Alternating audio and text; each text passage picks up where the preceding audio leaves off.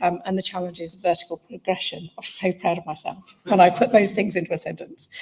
I consider myself so fortunate to be invited into this world, to work with an incredible team of people at a global company within the most popular form of entertainment in the world, where there is such enormous potential to develop and grow.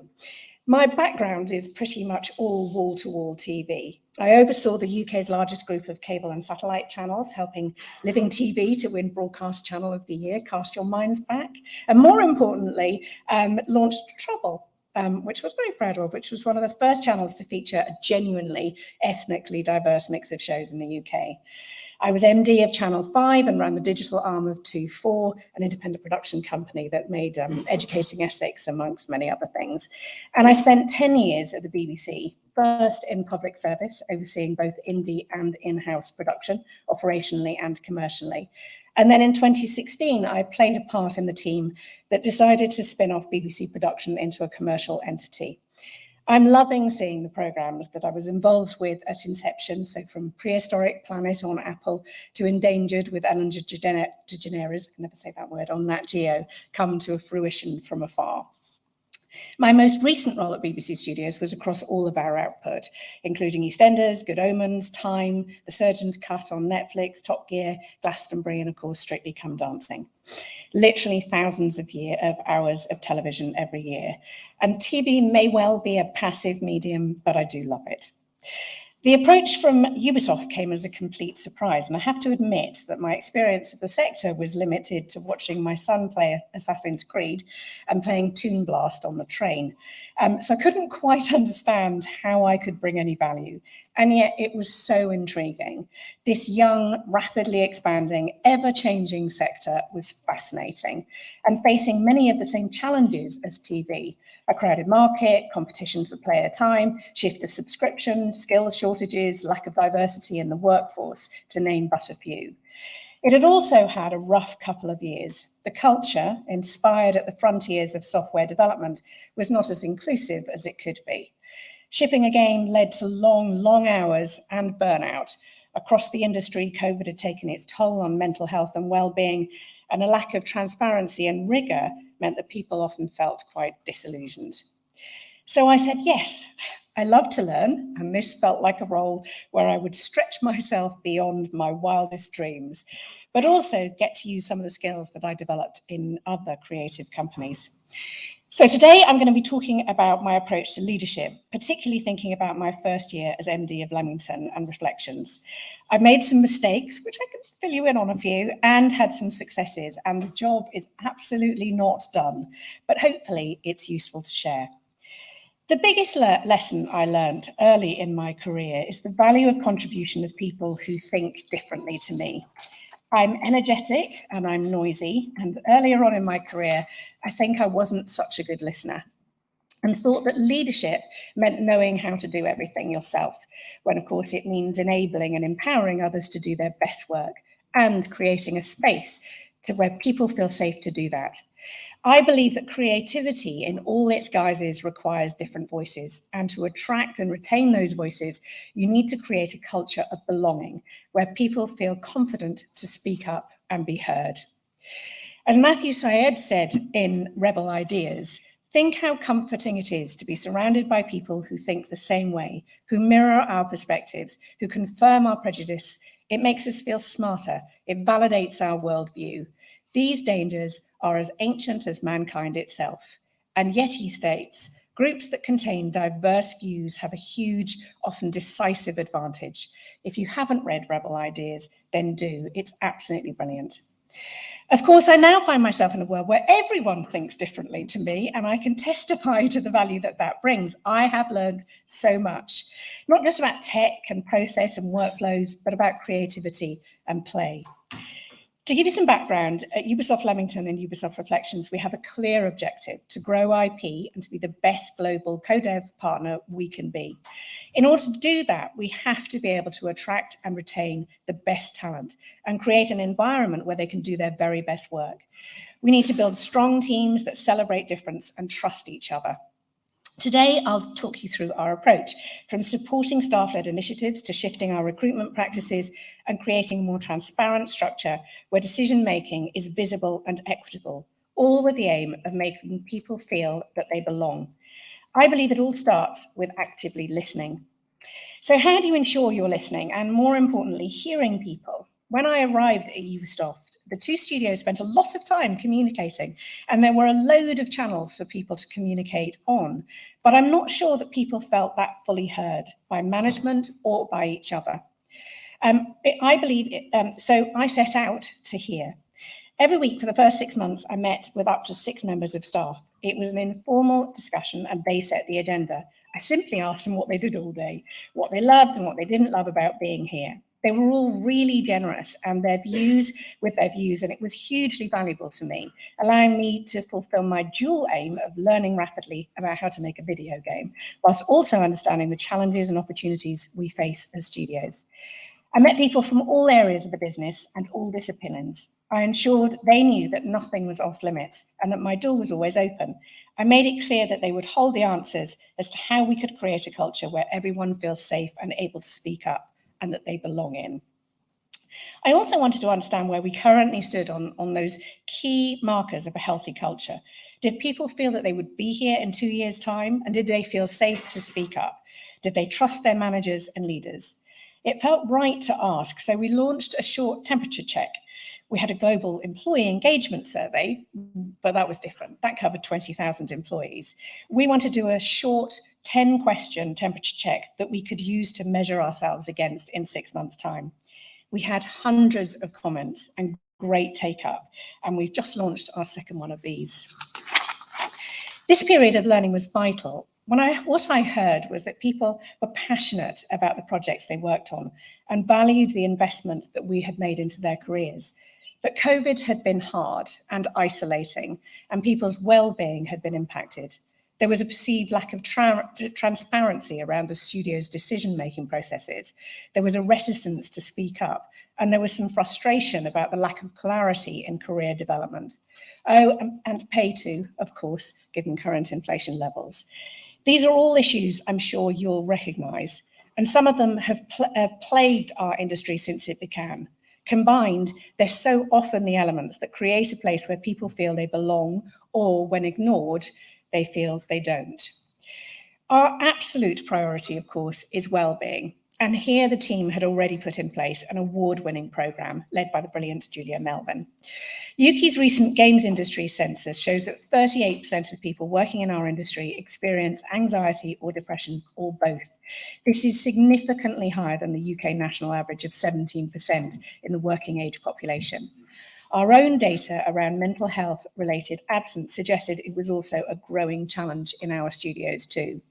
Stating the obvious, in order to address mental health issues in the workplace, we all need to be able to talk about them, removing the stigma about mental health challenges.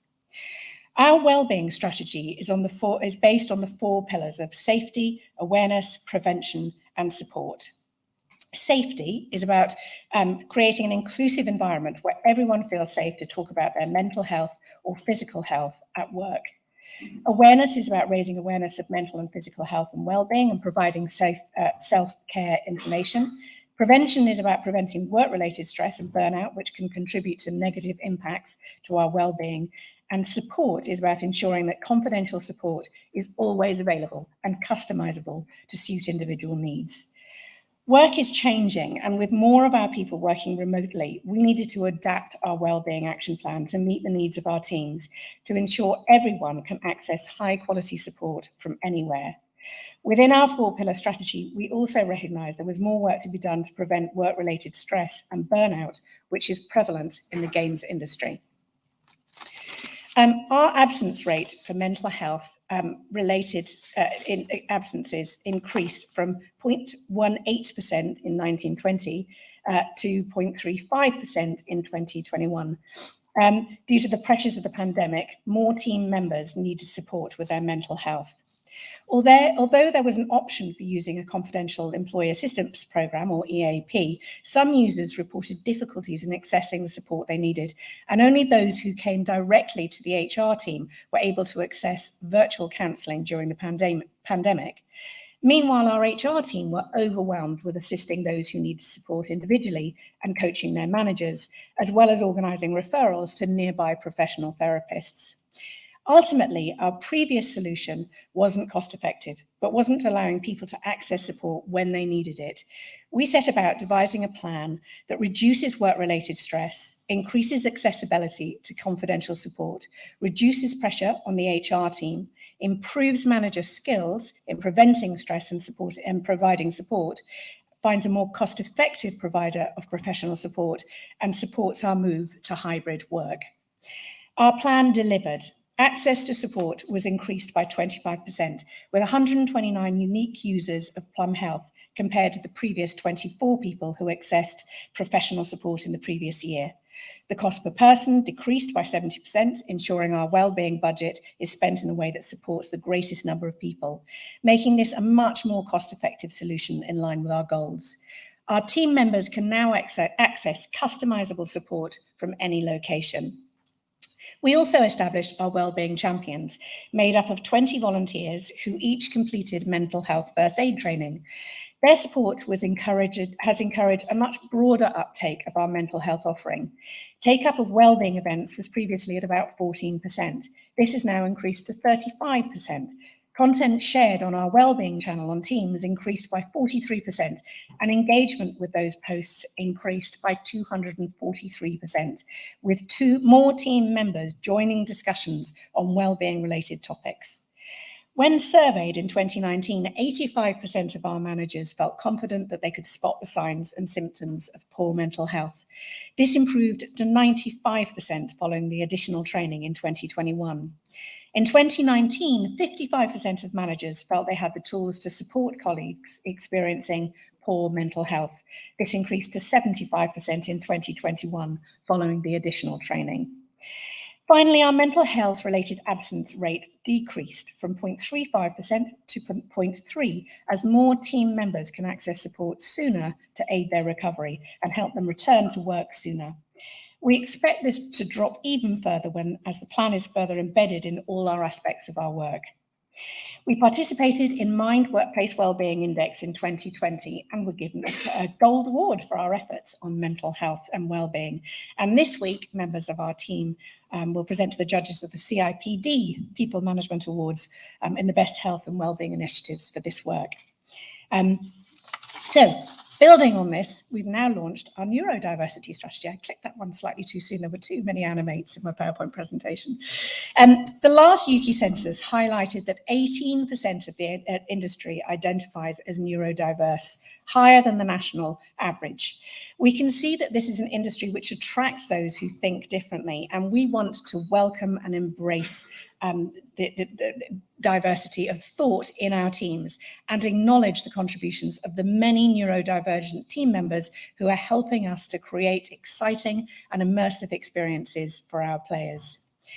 Ubisoft already has a global neurodiversity ERG with more than 300 members and has run 2 global neurodiversity celebration weeks. And we want to ensure that local actions are taking place in our studios too.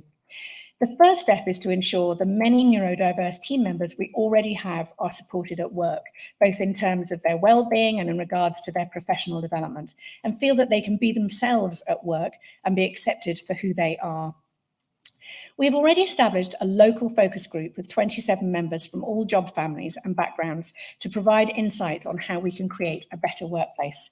We've also partnered with Genius Within to deliver a neurodiversity workshop for our operations teams, as well as an action plan focusing on plan-focused workshop, setting up a task force to review our initiatives every 2 months to make sure we're moving toward creating a more inclusive workplace. But well-being isn't just about having the networks and support in place to ensure people feel safe. It's about actively engaging them, making sure that teams have fun together, that they feel empowered to take action about the things that are important to them. So we gave team members agency to focus on what they care about. Of course, it's essential to consider the business priorities, but it's important to our teams. Then what we found was it usually makes business sense too. We have an active social club, a group that effectively runs the social life of our studio. And over lockdown, they ran bonsai potting workshops, cocktail making nights, and arm knitting masterclasses. Who can forget those days? All from the comfort of their desks, dining tables, and sofas. And most recently, as lockdown restrictions have lifted, they've ventured back out into their local communities, exploring an immersive digital gallery with artworks built on AI, machine learning, and neural networks, and taken to the slopes with a snowboarding session. The diversity of these activities really embody what we're about, allowing everyone to be their authentic self and share their interests with colleagues and friends, ultimately bringing their outside lives inside the studio walls. We have a Green Squad, a group that impacts green and environmental decision-making in our studios, and they've championed us moving away from anything single-use across both of our sites and organising planting projects with local conservation charities to build bee superhighways, amongst other things, to provide pollinator spaces to rest and refuel, and they're actively shaping our new green strategy. In addition to this, they share resources about how we can all think greener. I'm delighted too that our Ubi Proud ERG has launched this month. They're a group of LGBTQA plus people and allies who support each other, network, and ensure our studios are inclusive. This approach allows us to place the power within the hands of our teams. They can decide what's important to them, a priority for their work-life balance, and help shape our CSR activity. And it's something everyone can do, whether you're a small 20-person indie or a giant like Ubisoft. All of this activity, I believe, is scalable. I wanted to talk a little bit about creating a culture where people feel they belong and feel comfortable speaking up. It's been a challenging few years for the industry. It's clear that people in some studios, ours included, didn't always feel they could speak up about bad behaviour without retribution. Being scared to speak out is the very opposite of belonging. It takes time to build trust, but I'd like to think that we're beginning to make headway. We introduced a third-party platform that enabled people to contact a specific manager of their choice anonymously. We've run drop-in sessions to allow people to ask any questions they want in a smaller forum, and I've made a personal commitment to having an open door. It was vital too that we created an open culture, one where transparency is the norm rather than the exception. I passionately believe if people get the full picture, if they're given the information and tools, and they appreciate the market context and internal pressures, then they're much more likely to feel included, to belong. There's a lot less us and them. They become a part of the whole, and a result, a part of the solution. To increase transparency and to involve team members much more closely with the business, we've overhauled the management structure of our studios and introduced 2 new initiatives. We created a new role, a team advisor, to sit on our management board. The idea was that this person could come from any part of the business, no matter what their seniority or role. They simply needed to be passionate about the health of our studio and trustworthy too. We ran a selection process and created a 6-month attachment. Our successful team advisor has been a full member of the management board and de facto the decision-making team, and has brought a unique and fresh perspective. She constantly puts our conversations and especially our communications through the lens of our broader teams, and it's been invaluable. She's also able to better understand the pressures and business constraints that we all have to work within. We also set up an extended leadership team made up of both managers and a broader selection of diverse team members who care passionately about the studio and can together take the lead on building progress and bridges. They're taking a project approach, highlighting the things we urgently need to address, from new ways of using our studios post-COVID to celebrating success. They've already brought an energy and focus to the studios that is far more inclusive than our management board could ever have done alone. So those are some of the initiatives we've internally created to build a culture of belonging. And finally, I'd like to talk a bit about how we're working to drive greater diversity when we're hiring. Back to Matthew Syed. Groups that contain diverse views have a huge, often decisive advantage. The now infamous Sheryl Sandberg quote that men apply for a role when they meet 60% of the qualification criteria, but women will only apply when they meet 100, is undoubtedly true. We want to create a diverse workforce made up of the very best talent, so it's vital that we remove unconscious bias from our hiring process. We've asked ourselves, what does the way we talk about ourselves, our culture, and our roles say to the world? We're now in the process of overhauling the language and imagery around our recruitment. So no more asking people to go above and beyond, potentially ruling out mothers. No more words like aggressive and high energy, and slightly less emphasis on Assassin's Creed and Ghost Recon. We have a clear set of key competencies around which we base our interview questions, with less emphasis on job title, years of experience, and specific tools, and much more focus on personality and approach. We're also trialling new talent pipelines, including apprenticeships.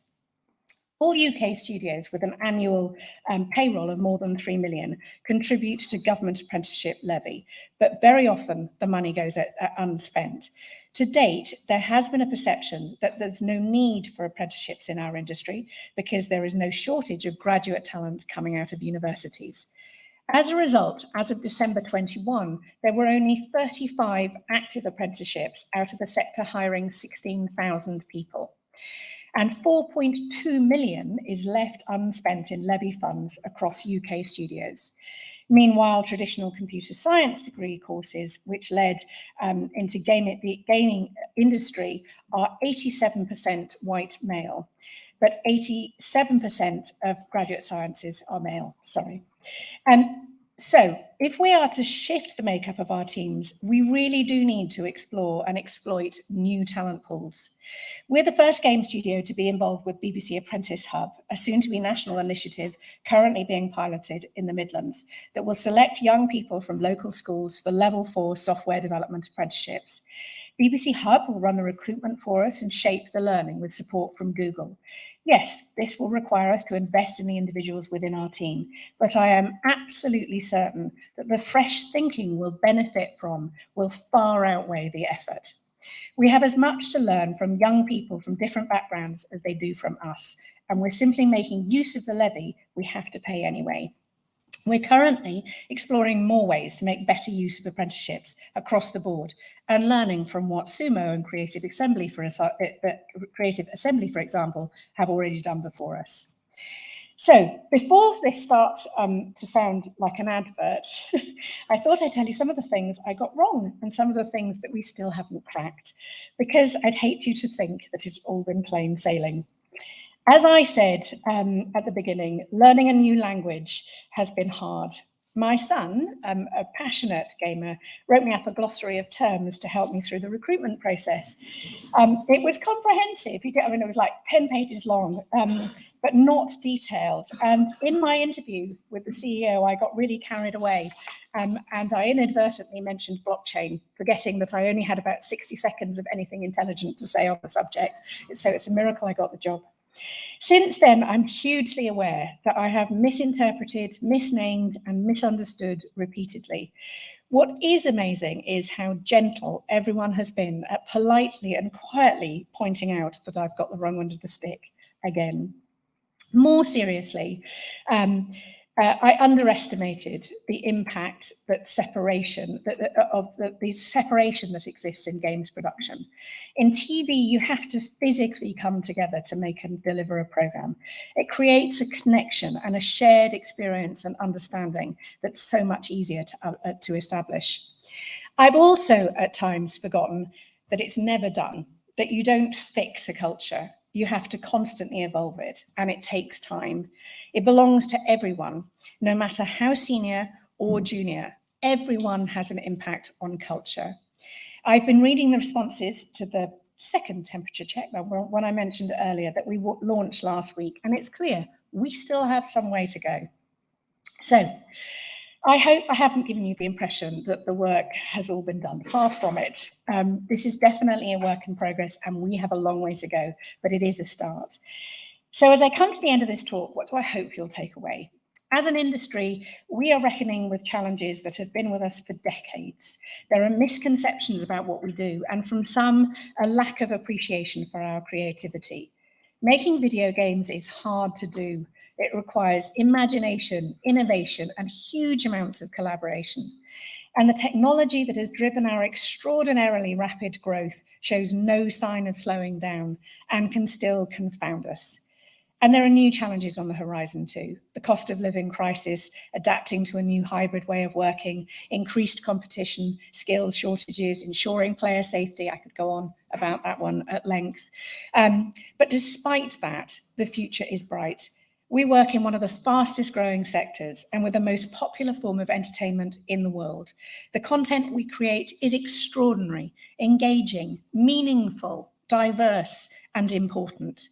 So please leave here with optimism. And finally, listen to your people. Their passion, their enthusiasm, their criticism. It can seem daunting at times, but the way we'll weather the upcoming challenges is by increasing transparency, building or rebuilding trust, and working together to find solutions, looking internally whilst never losing focus on the external world. When I joined nearly a year ago, I was hugely aware that I came from a very different background, that I can barely manage my phone, much less get my head around the metaverse. I knew that I could be rejected, but the people at Ubisoft Reflections and Leamington have welcomed me, have made me feel as though I belong. They're an inspiration. Collaborative, clever, insightful, creative, innovative, resilient, and above all, generous. Just like the rest of the game sector, really. I consider myself incredibly fortunate to be here. And on that, I'm happy to take some questions, but I'm probably going to sit there and pick up the mic if that's all right.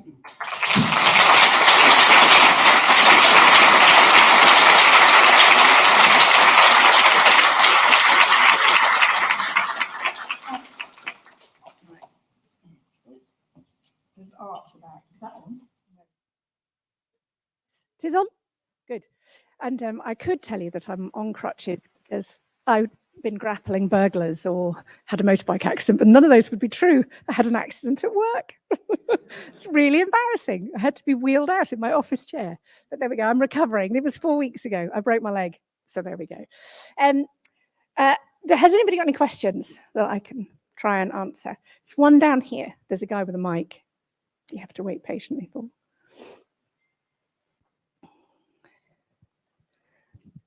Thank you. Hi, I'm Christian from AudioMob. By the way, I forgot you were actually on a crutch there. That was amazing with the talk. So great talk.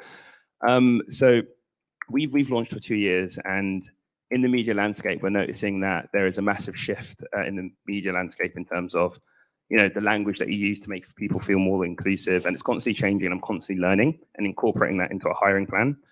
What are some of the things that you do or have set up to ensure that Ubisoft as a company is constantly up to date with the ever-changing environment? I think, it is constantly changing, you're right. And at times we and everybody else makes mistakes because we're human and we do.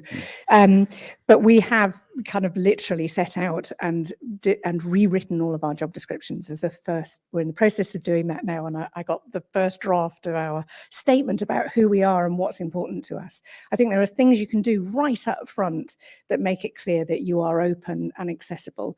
the point that I made there about more emphasis on the type of people we want, personality, how people engage with us, rather than being entirely focused on career level. One of the things, I'm going to sort around in an unhelpful way here, but one of the striking differences between television and games, I think, is that in TV production, it's been around a long time, decades longer than games production.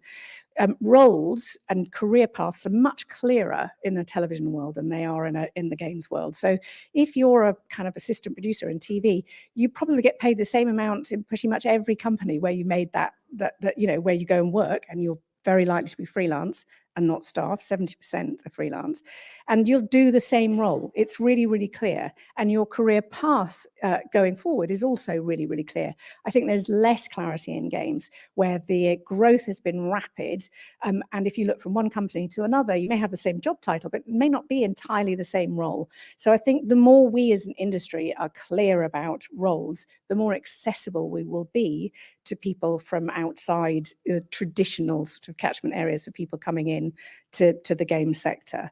So as I said, having an approach from how you advertise jobs that ensures that you are inclusive, less caught up by whether somebody's a senior or a junior or an intermediate, more about what skills and what personality they bring to the table, and more inclusive in your language, I think is really, really important.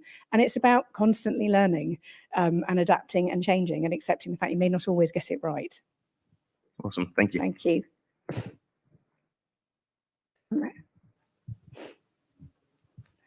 Thank you. Hello.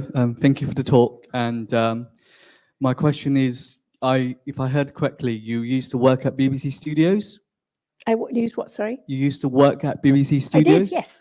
I'm aware that they have a music department, a radio department, a TV and a films department. Do you know if they have possibly moving into potentially having a games department? Because that's such a growing field that's appealed to the younger generation. So I think there is a clear recognition that the skills required to make a video game are significantly different to making a television program. I've learned that. I keep going. It's really different, guys. It's really hard. So I think, to date, the strategy has been, since I left a year ago, has been about using IP in order to explore different areas and different territories. So less about actually physically making that might be video content or interactive content, although we did make some VR content within our teams, and much more about using brands, Doctor Who, for example, to work in partners with others who would bring the skills that BBC Studios doesn't have. Thank you. I was going to say, I was thought about lobbying the BBC and writing them a letter saying I want to make my license fee count, because I want to kind of interactive media is where I spent most of my time. But anyway, thank you for your answer. Thank you. There's a guy just behind you too, Josh. Thank you. I'm Chris Hainsworth from Blind Burners. I'm another one of those people from film, most of my career in film, recently in video games. So share your joy at working in an environment that combines storytelling with play. And also fascination with the difference between the development and production models of film and TV versus video games. My question actually is around accessibility and inclusion. So we work to develop virtual reality experiences that work. And by work, I mean really create that same experience that we all have for people who are blind or partially sighted. And from that perspective, I'd love to hear from you about some of any work that Ubisoft is doing, and any of the games that have got particularly powerful accessibility modes that really allow people with sensory impairments to share in that experience. Thank you. So accessibility is really, really important to us. This is the bit where I look at the comms guy and go, what have we said externally? But it's incredibly important. And there are various projects that we're working on that people would be able to play from sitting in a wheelchair. And we take that into account all the time. I think it's a really important part of what we need to consider and do when we're creating our games. So it's a high priority. If you grab me afterwards, I can probably be more explicit about some of the things that we've got in train at the moment. But one or two of them I don't think are public for now. Yeah, he knows what I'm talking about, but will be. You mentioned separation in games, and I worked in visual effects and animation as well, and I definitely saw that there was an issue with separation there. So I'm kind of interested in what separation challenges you find are different in games than they were in television, and if you have any advice on them as well within games. So as I said, it's really interesting to look at the TV production sector at the moment and how many people are returning to work. So most people are back in offices 4 days a week minimum. 4 days a week, I'd say on average. And of course, what we demonstrated through COVID was the ability to continue to operate from home. And in fact, one of the things that's most striking about the game sector is codev and the ability to create and execute things that are incredibly complex across the world, geographical boundaries, not just sort of from home to office. So I think that it has been a real strength through COVID, the ability to do that. But it requires a different way of managing people, I think, to do it effectively. There are loads of things you can't take for granted. The serendipity of meeting somebody over a cup of coffee goes. I think for more junior people, the ability to sit and learn just from absorbing what's going on around you doesn't happen as naturally, and you have to think of ways of ensuring that it does. So we have been incredibly successful, and I think now we need to work out when is it important that we come together and how is it. We don't know the answer to that fully yet. At the moment, we're going through a trial that we've been doing since at the beginning of the year through to September. We're talking to our teams about what they like about what they don't like about working remotely and listening hard. And we're also working through why do people want and need to come together, and what do we do with our workspaces to make sure they're fit for that purpose. Because the time of having a dedicated desk and coming in, those days are gone. And if you come in and you sit at your dedicated desk and there's nobody sitting next to you, or you spend all day on a Teams call, is not going to make you want to come back next week. So I think we all have this challenge, which is, why do we need people to come together? I think it's quite clear. I think there's undoubtedly, when I come into the studio and we've got an event going on, it is so exciting and so nice to see people. How do we make sure that it's a rewarding experience and we get the very best from coming together? Because I think it would be sad if we didn't bring people together in what is such a creative sector, whilst also respecting, I should say, that for many people, the ability to work from home fits with their lives. If you're a carer, or if you have children, or if you're not comfortable coming into big office environments, studio environments,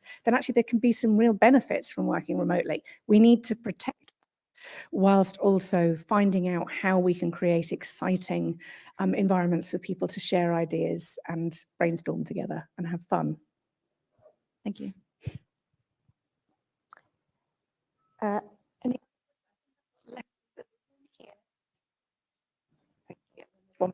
don't know how long I've got, by the way. I'm assuming somebody will wave. Oh, ages. Hello. I was just thinking, so as part of a developing studio, well, it's kind of like a two-part question. So the first one is, do you think as a result of the change of culture of remote working from home, has creativity taken a hit? And that's maybe potentially what you think that people should come back to the office. And the second part of the question is, if people would have to remain at home, how do you think you can regain that creativity if it has been lost while still working from home? So, slightly contentious. One of the things that's really striking about software development, and pointed out very early on in the day, was that it's really iterative, and you can take 2 steps forward and then 3 steps back. And it's not like making a television program where you go, right, we shot that bit, now in the bank, pull it all together in the edit. You're constantly inventing something entirely new. So understanding productivity in the games industry is really hard. And I think for that reason, and I know that sounds like I'm talking about productivity rather than creativity, but the two do go together. So I'm not sure we truly understand the impact of remote working on productivity. I don't know, maybe some other companies have found brilliant ways of plotting, how much is achieved when people are working remotely as opposed to those when they come together and work in an office. But I think it's a really difficult thing to do. Likewise, creativity. How do you measure and judge the creativity of the team? You could say when you release a game and it's brilliant and genius, but that's going to take us quite a long time to assess. So I think, in answer to your question, it's really hard for us to judge the impact of COVID and our new ways of working. And I think we all have a lot of work to do. I think you can be creative remotely. And if you look, the television industry made loads of really creative programs during COVID. There was examples that I worked on, children in need and relief that was entirely remote, and it was really funny and really brilliant. We got amazing guests because they didn't have to go anywhere. So there are things that you can do that are still creative, even if you're remote. So I just think we're in a big learning curve, and as I said, how you manage that process is really important. I think you have to think differently as a manager and as a leader about how you bring people together to be creative. And there is nothing quite like that, being in a room and bouncing ideas off people. And that trust that you get from being able to do that, of being able to, say something stupid and move on, which is really important. I think it's slightly harder to do that in a fully remote world. I think there was one up there. Thanks, Josh.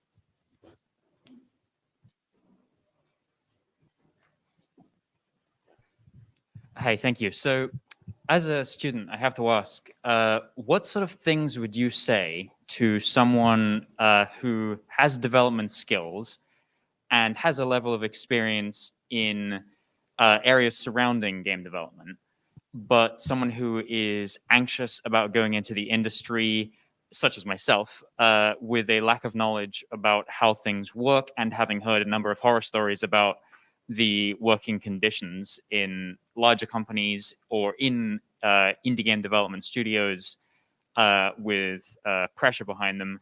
What would you say to someone who is considering going into the industry?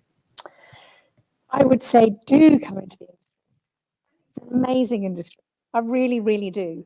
One of the best things that you can do is do a job that you love and that you're excited by. That's, I think, is a real gift. And I think, as I said at the beginning, that the games industry is still young, is still maturing, and it's rapidly changing, and that's incredibly exciting. Interesting to move from TV, which is so into still grow. So I would encourage everybody to come into the industry. I would also say, the more we bring people in, the more open, the more inclusive we are, the better industry we will have. So I think it's really important. It's also the skills challenge. If you look at how successful we've been, there's a lot of competition, talent, and so it's a good vital industry to work within. And I think there are a lot of opportunities for individuals development. It is strikingly challenging.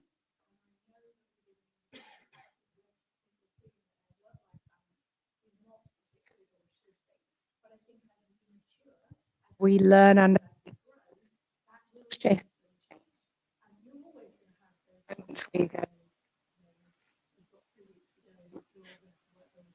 That's part of what we need to make sure is not excluding people. You are ensuring that they get a proper work-life balance that's healthy for them as individuals. If we don't do that, we won't have a healthy. I'd encourage you to. It's a great industry. Thank you. Thank you. That's good.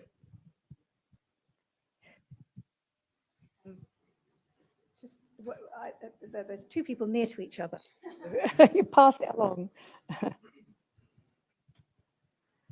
Thank you, first of all, for your talk. It is great to see how passionate you are about inclusivity within studios. But what I wanted to ask about was, what actions do you feel are being taken to make women feel safe within the workplace? Lots of AAA studios, including indie studios, have, to be honest, failed on that front. And also, what actions are being taken to make women leaders within studios feel like they are being respected as their position authority, because often they won't feel as respected as their male counterparts within the same role. So yeah, I just wanted to know your thoughts on that. So we had some amazing women work at Ubisoft.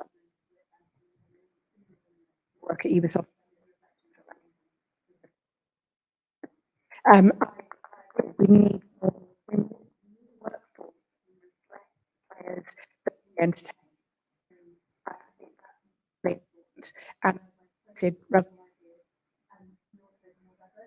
that we have the stronger we will be and more creative, would argue, that will be. So it's incredibly important that we create environments where we feel that they belong to. We've been doing a lot of work on, what are the motivators for women to stay within our two studios? Why do they want to stay? Why do they leave? Looking at exit interviews, why men leave, why women leave, and they are different. And I think part of it we discovered is about clarity, about roles. I'm not sure my answer to you, understanding what role you can do and what your career progression within it will be is really important to bring in a more diverse workforce. If you look at other sectors, other industries, you could look at banking, medicine, or you could look at law, and you go, I've been working in it for 8 years, paid that. The games industry is not as transparent to people from a broader background, and that includes women.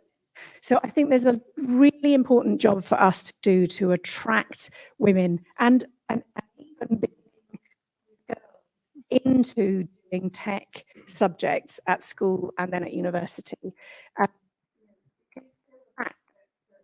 Vast majority of people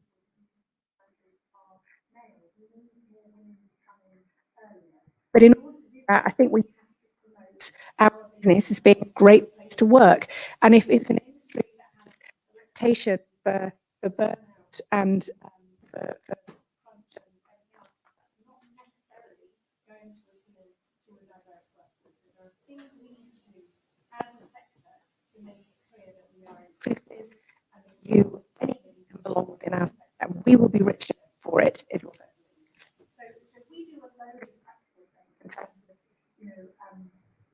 talking about this in the leadership team. We made sure that they were leaders who like cultural architects within our business, people we knew cared passionately, were noisy, wanted to make changes. We made sure they reflected people more appropriately than they might have done if you just looked at seniority within the organisation. So I think there are practical things you can do to give people a bigger voice and more influence within your organisation, to make sure that that voice is heard appropriately. And that's the way I believe that you will drive change. It's about making sure that you listen to those people appropriately. Thank you. Thank you. Hi Lisa, great talk. I run the people function for Sega Europe, Ben Harrison, and there's a lot in the press obviously about Ubisoft culture the last couple of years, and specifically around ineffective HR departments, ultimately being at the behest of the management team rather than the staff. It'd be really good to get your insight on that and perhaps what's changed at Ubisoft in your areas of the business.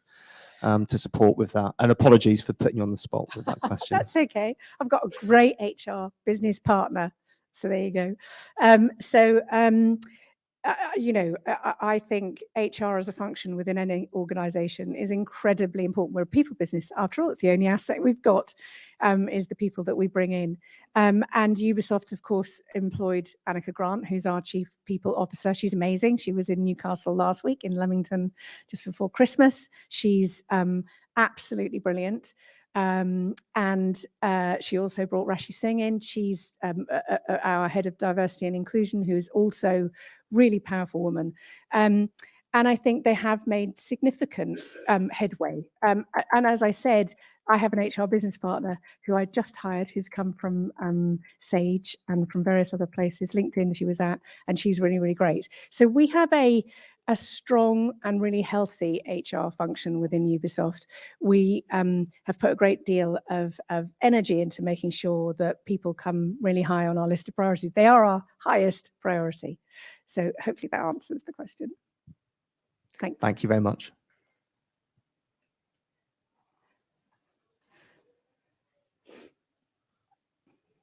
Oh, there's some people over here.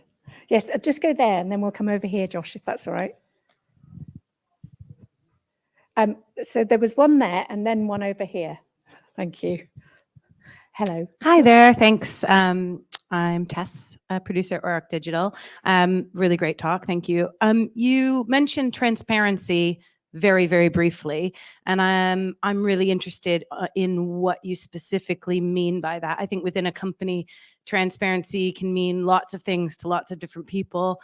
Full transparency is quite progressive. And yeah, do you mean financial transparency? What do you mean by that? If you could go into more detail, that'd be great. Thank you. So I think, and I've thought this for a long time, so this isn't just about being here.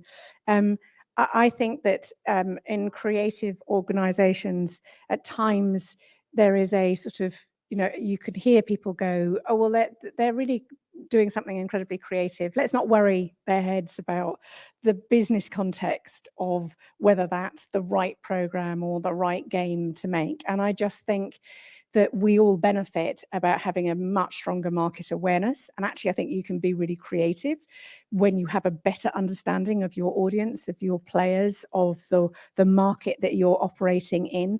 So I think being transparent about business challenges is really important because it drives innovation. We are changing, the models are changing in the sector. That gives both challenges but enormous opportunities. If your teams aren't cognizant of all of those challenges, they may not think as creatively about what some of the solutions are. So at a macro level, it's about having a better market awareness. So I've done lots over the last couple of months about bringing people in to talk who come from outside our industry or who come from a different part of our industry, because I just think it enables people to think differently, and it's a really important part of the creative process. But also, I think, greater transparency about career paths, really important. So we've now defined all our job descriptions and are plotting our career paths from one discipline to another. I think it's important that people know that if you come into QC, you're not necessarily going to have to work there forever. There are loads of different places you can move to and on and from. And that's really important. So being clearer about career paths, being clearer about pay is something we're really keen to do too. I work in a global business, so we have that, we operate within that business, but on a personal level, we're clear with people about their progression, about how well they're doing. We put a lot of emphasis and a greater emphasis now on giving good feedback, on allowing people to understand where their challenges are and for them to be able to feedback on, about their managers too. So it's across the board really, from an industry perspective, but also a really personal perspective. Great, thanks. Thank you. And then there's somebody over there.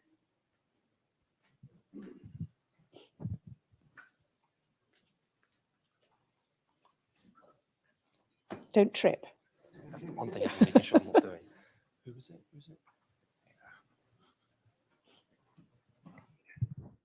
Hi, I'm Alan from Glasgow Caledonian University, and we're going through a lot of similar things to the sort of challenges that you've discussed there. We do like to call ourselves the University for the Common Good, and we're trying to increase inclusivity and all this kind of thing.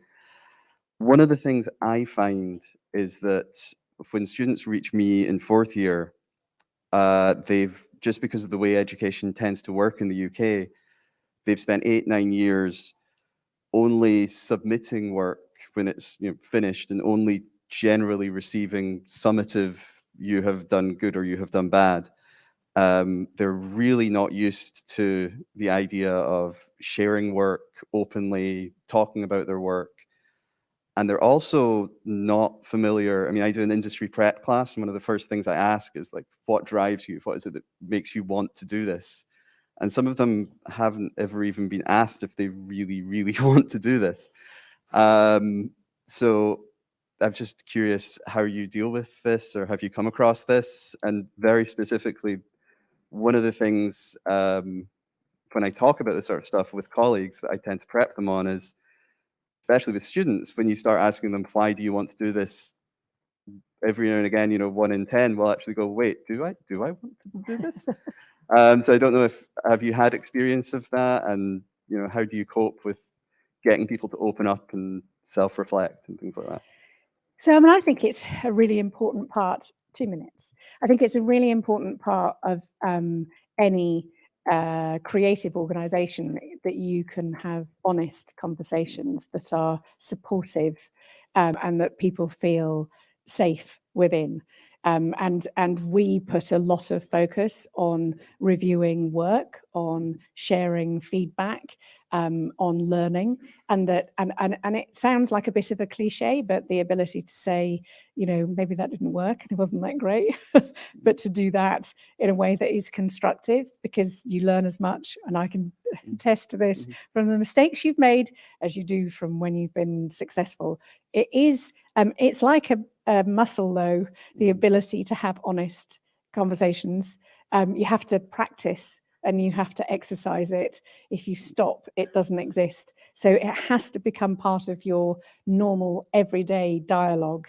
And sometimes you just need to push it with people, that you keep asking the questions. What do you think of that? Do you like, I just think it's a really important mechanism in any creative organization, that you challenge people. And so I think if that answers your question, that's probably the approach I think we take. Good. Have we got time for one more or not? A minute. Has anybody got one last question? Oh, there's one at the back. Right at the back. Right here. Oh, there's one there. Sorry. It's a really quick question. What advice would you give for companies that are maybe struggling with toxicity in their culture within the workplace? So the problem with toxicity is it can sort of become